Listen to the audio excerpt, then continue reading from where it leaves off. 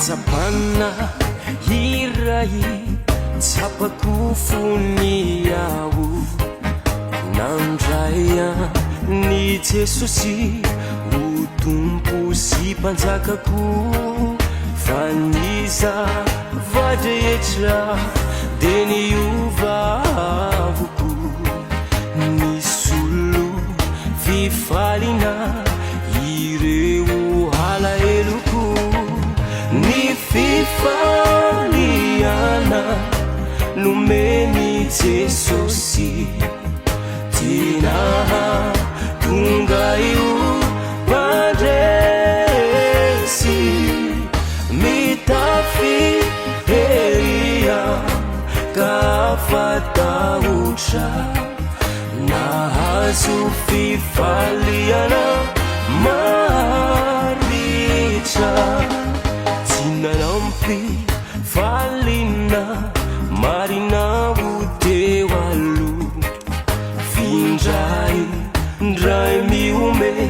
nefa malaelo ny fo naray ko izay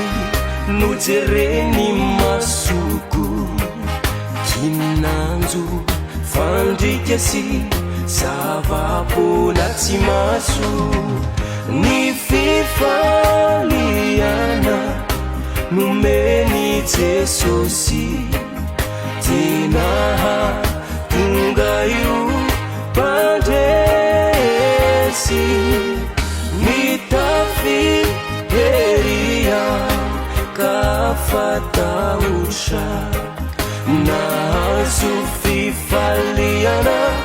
maritra tsy misy fifaliana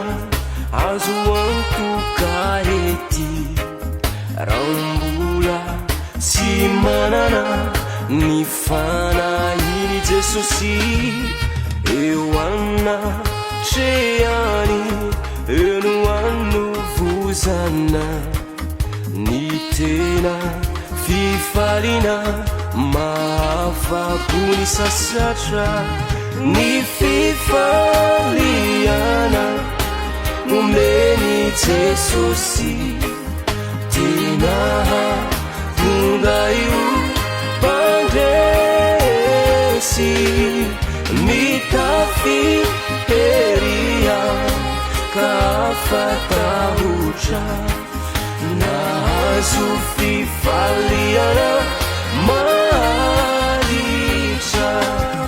manome fifaliana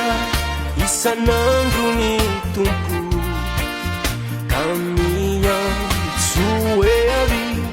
izay rehetra isotro tsy vidy nizany fa manimaikoana kumana tunaizay mangetaheta sinona